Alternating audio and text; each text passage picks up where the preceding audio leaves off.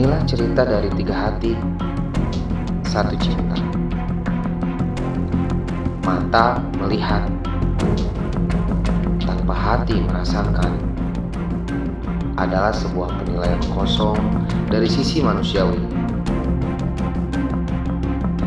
Di saat rindu berada, namun salah untuk diungkapkan. Kebanyakan mereka berteriak, tapi tak mampu masuk ke dalaman rasa.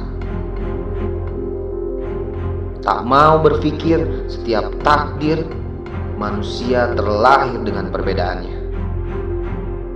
Inilah keagungannya, tidak dapat terpungkiri.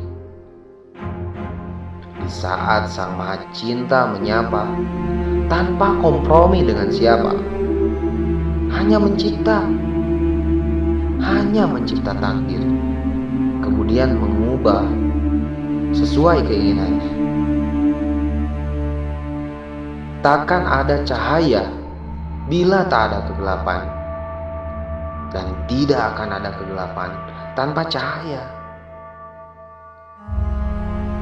Kekonyolan sebuah perasaan manusia di belakang nafsunya hanya menemukan titik akhir dari sebuah cerita melalui kesalahan merindu,